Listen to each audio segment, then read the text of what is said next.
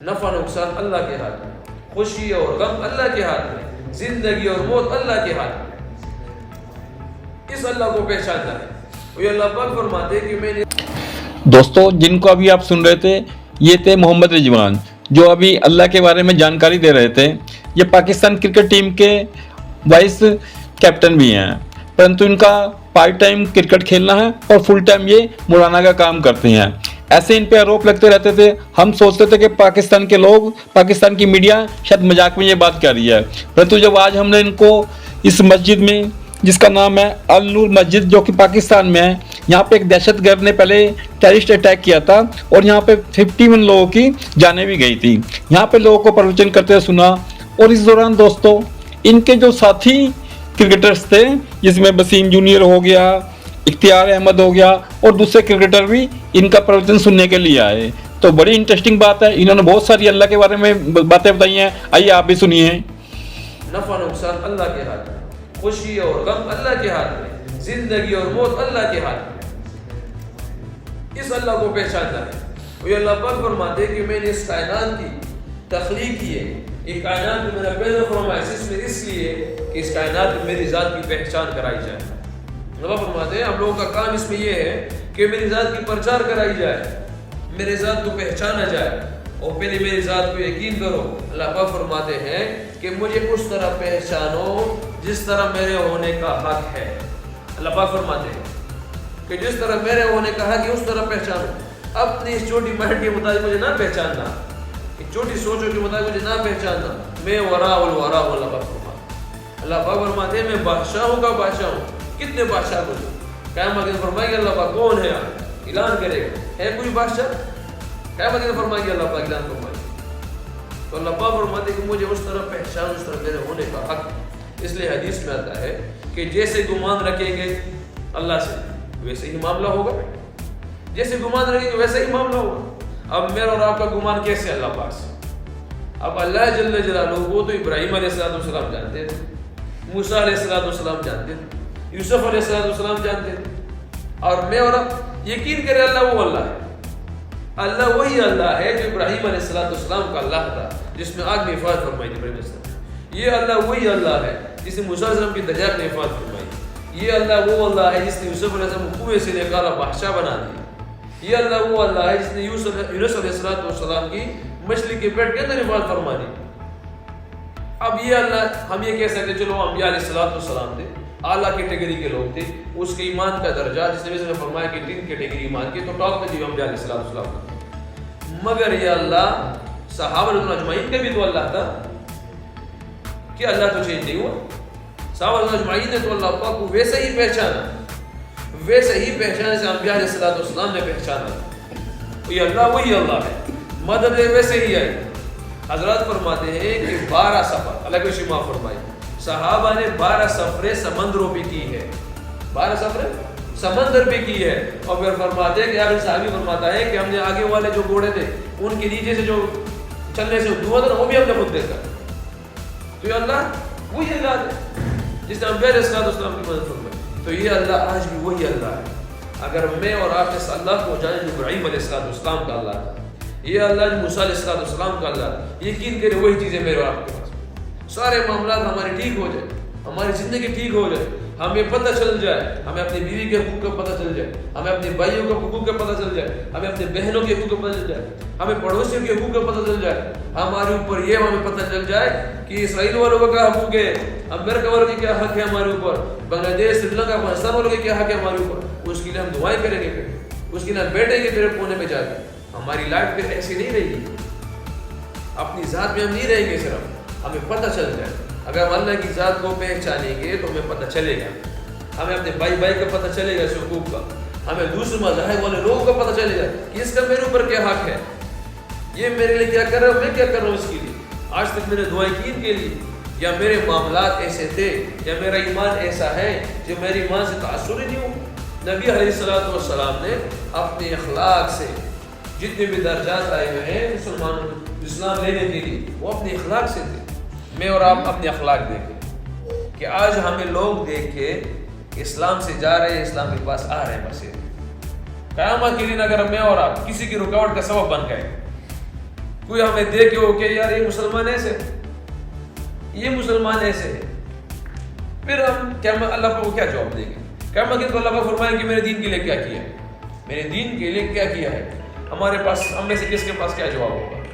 اگر خدا نہ خواستہ میں اور آپ ہی رکاوٹ بنے ہوئے کوئی اللہ پاک اس دین اسلام میں لانا چاہے اور مجھے دیکھے کہ یار یہ مسلمان ہے، یہ مسلمان اس مذہب میں آ جاؤ، اس لیے کہ اس کو تو دوسرے کے حقوق کا نہیں پتا، دوسرے کے درد کا نہیں پتا، خود کہاں پہ بیٹھا رہتا ہے، خود کیا کیا کرتا ہے. اس لیے اپنی زندگی کو چینج کریں، اپنی زندگی کو چینج کریں، اپنی زندگی کا مقصد پہچانیں کہ ہمارے اس دنیا میں آنے کا مقصد کیا تھا.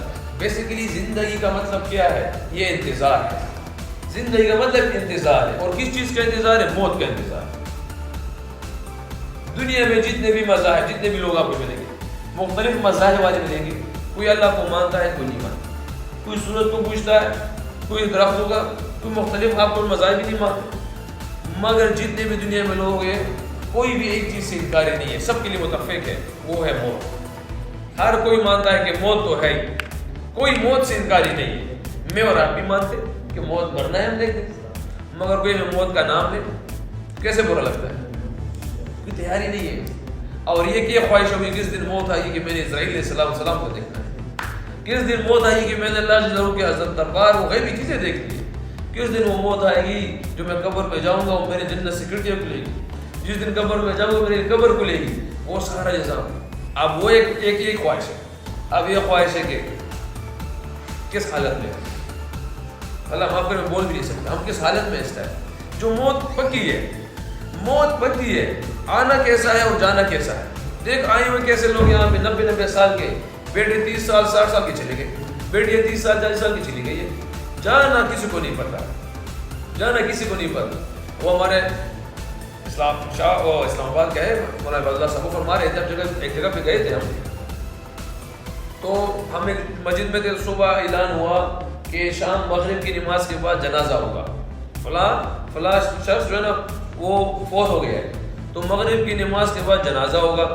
کہ اللہ یہ کرنا، ہم اسی مسجد میں تھے، ہم ہی تھے، اللہ کچھ معاف فرمائے، کہ ہم وہیں پہ تھے. تو مغرب کی نماز کے بعد 2 جنازے آ گئے، مغرب کی نماز کے بعد 2 جنازے آ گئے. تو ہم نے یہ پوچھا کہ یہ تو ایک جنازہ ہے، یہ دوسرا جنازہ کس کا ہے؟ تو اس نے کہا کہ صبح جس نے اعلان کیا تھا اس کا جنازہ ہے. دوسرا جنازہ اس کا، جس صبح اعلان کیا تھا اس کے لیے کہ رات کو شام کو جنازہ ہوگا مغرب کی نماز کے بعد، دوسرا جنازہ اس کا. تو یہ کسی کو پتہ ہی نہیں، مگر جانا ہم سب نے، جانا ہم سب نے ہے. اور اللہ جل جلالہ ہم سب کے پاس ہے. اگر میری اور آپ کی سوچ نماز میں آ جائے کہ اللہ مجھے دیکھ رہا ہے، اللہ میرے ساتھ، تو کیا ہی سوچ، کیا ہماری زندگی چینج ہو جائے.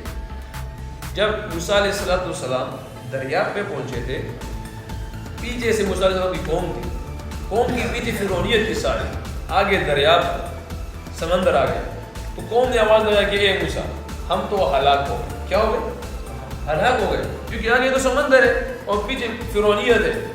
تو موسیٰ علیہ السلام آزاد فرماتے ہیں کہ موسیٰ علیہ السلام کی زبان مبارک سے اس ٹائم آواز آیا کہ اللہ جل جلالہ میرے ساتھ. کس کے ساتھ؟ میرے ساتھ. نبی علیہ السلام جب غار میں تھے، صحابہ ساتھ تھے، تو رضی اللہ عنہ نے فرمایا مفہوم میں سے کہ یا رسول اللہ کفار غار تک پہنچ گئے. تو حضرات فرماتے ہیں کہ نبی علیہ السلام کی زبان مبارک سے آواز نکلا کہ اللہ جل جلالہ ہمارے ساتھ ہے. کس کے ساتھ؟ ہمارے ساتھ ہے. کیونکہ موسیٰ علیہ السلام کی زبان مبارک سے وہاں بھی نکلنا کہ اللہ میرے ساتھ ہے. تو یہ جو کام امر بالمعروف والنہی عن المنکر، جس کو عربی میں یہ کہا جاتا ہے، اردو میں یہ کہا جاتا ہے، اس کا مطلب یہ ہے کہ لوگوں کو اچھائی کی طرف بلاؤ، خود بھی اچھائی کے کام کرو، دوسروں کو بھی اچھائی کی طرف بلاؤ، خود بھی برے کام سے روکو، دوسروں کی برے کاموں سے روکو. یہ امر بالمعروف والنہی عن المنکر یہ والا کام. تو حضرات فرماتے ہیں کہ اس ٹائم جب موسیٰ علیہ السلام نے کہا تھا کہ اللہ میرے ساتھ ہے، تو اس کی قوم، اس کی امت کے ذمہ یہ کام نہیں تھا. صرف موسیٰ علیہ السلام کے ذمہ یہ کام تھا کہ اللہ کی طرف بلانا، اللہ کی بڑائی کرنا، اللہ کی ذات کی پرچار کرنا اور اچھے کاموں کا بتانا، صرف یہ تھا. اگر اس زمانے میں کسی پیغمبر کو کسی دوسرے کی ضرورت ہوتی تھی، اللہ جل جلالہ اس کو نبوت دے دیتے اس شخص کو، مگر یہ کام نہیں تھا. نبی علیہ السلام کے زمانے کے جب اس نے کہا کہ اللہ ہمارے ساتھ ہے، کیوں کہا؟ کیونکہ نبی علیہ السلام کو پتہ تھا کہ میرے بعد یہ میری امت کا یہ کام ہے. میرے بعد یہ میری امت کا یہ کام ہے، اور جو یہ کام کرے گا اللہ جل اس کے ساتھ ہے۔ آخری بات کرتا ہوں کہ آج کل جو فضا قائم کی گئی ہے اسلامی دین کے مطابق کہ جو دین اسلام میں آئے گا تو دنیا سے ہٹ جائے یا دنیا اس کو نہیں ملے گی، یہ سب سے غلط جو ہے تاثر پیدا کیا گیا۔ دین اسلام ہمیں ایمانداری سکھاتا ہے، اور دنیا کے جتنے بھی کامیاب ترین لوگ ہیں یا جتنے بھی بزنس مین ہیں یا جتنی بھی فیکٹری ہے، وہ پہلے آپ سے ایمانداری کا تقاضا کرتے ہیں، سب سے پہلے آپ سے ایمانداری کا طلب رکھتے ہیں کہ یار آپ ایماندار ہوں گے۔ جتنے بھی عظیم لوگ ہوں، جتنے بھی فیکٹری میں ہو، ایمان کہتے کیسے؟ جس کے اندر ایمان ہو، جس کی پہچان ہو، جو اللہ سے ڈرتا ہوگا وہ کبھی غلط قدم نہیں رکھے گا، یہ ایمانداری ہے۔ دین اسلام ہمیں ایمانداری سکھاتا ہے، اور یہ غلط گمانے کے دین اسلام اپنائیں گے تو ہم دنیا سے نکل جائیں گے۔ تو پھر اللہ جل جلالہ نے عبد الرحمن بن عوف رضی اللہ عنہ کو کیوں دنیا دی تھی؟ عبد الرحمن بن عوف رضی اللہ عنہ وہ صحابی ہے جس کو اللہ پاک نے عشرہ مبشرہ، وہ ٹاپ 10 کا صحابی جس کو اللہ پاک نے دنیا میں کہہ دیا تھا کہ میں تم سے راضی ہوں، اس سے راضی، یہ صحابی اللہ پاک نے دنیا کہہ دی تھی۔ ایک بزرگ فرما رہے تھے کہ جب عبد الرحمن بن عوف رضی اللہ عنہ دنیا سے رحلت کر گئے تو اس کا جو میراث تھا، وراثت میں چیزیں تھی، 3 ارب 20 کروڑ 10 لاکھ دینار ہو رہے کتنے؟ 3 ارب 20 کروڑ 10 لاکھ دینار۔ تو دیندار تھا، دنیا میں اللہ پاک نے فرما دیا تھا، اور پھر فرمایا کہ 10,000 بکریاں 1,000 اونٹ، اتنا کچھ اس سے رہ گیا تھا، اور پھر کتنی زمینیں بتائی اس نے بزرگ نے۔ تو یہ دنیا کا تقاضا، اگر ہم یہ سمجھیں کہ دین میں آئیں گے اور دنیا ہم سے ہٹ جائے گی، یہ ہو ہی نہیں سکتا۔ جو ہماری مقدر میں اللہ پاک نے کہ وہ ہو کے رہے گا، اور شاید دین اسلام سے اللہ پاک بہترین راستے سے ہمیں عطا فرمائے، وہ سکون کے ساتھ عطا فرمائے، اللہ پاک برکت کے ساتھ عطا فرمائے۔ جہاں قدم رکھیں گے ہمارے چلنے اٹھنے بیٹھنے بیٹھنے سے ہر قدم سے اللہ پاک خیر مل رہا ہے۔ تو ہم سارے اپنی زندگی کا مقصد چینج کریں، اپنی لائف میں یہ چیزیں لے کے آئیں۔ یہ ہمارا ٹائم جتنا بھی ہم یہاں گزرا ہے، میں 30 سال 32 33 سال کا یا 40 سال یہ بزرگ ہمارے بیٹھے ہوئے ہیں، ان سے پوچھے لائف چل جو ہو گئی ہے وہ ہو گیا۔ ابھی فرماتے تھے کہ سانس ہے تو چانس ہے۔ دوستوں ویسے تو یہ کرکٹ میں بہت اچھا کر رہے ہیں اپنی ٹیم کے لیے، پرنتو ان کی ٹیم اور ان کے جو شبھ چنتک ہیں، جو ان کے مطلب کہ ان کو چاہنے والے ہیں، وہ ان کی ورکنگ سے سیٹسفائی نہیں ہے۔ میرے خیال سے جو پروچن اچھا کر رہے ہیں، اللہ کے بارے میں بہت اچھی جانکاری دے رہے ہیں، چلیے یہ اچھی بات ہے۔ اگر ان کا دھیان اس طرف ہے تو یہ اپنے آپ کو فل ٹائم وہاں پر دے دیں، کرکٹ کے ساتھ انیائے نہیں ہوگا یہ، تاکہ لوگوں کو ایک اچھی شکچھا تو دیں گے پاکستان میں۔ ویسے ہی پاکستان میں ان ساری چیزوں کی بہت ضرورت ہے، اچھے لوگوں کی ضرورت ہے، اچھی شکچھائیں دیں اللہ کے بارے میں، اور بھگوان کرے اللہ کرے ان کا کیریئر اس طرف زیادہ اچھا بڑھیا چلے، ہم یہی دعا کر سکتے ہیں ان کے لیے۔ ملتے ہیں دوستوں ایک اگلی ویڈیو میں، تب تک آپ اپنا خیال رکھیے گا۔ نمسکار دوستوں۔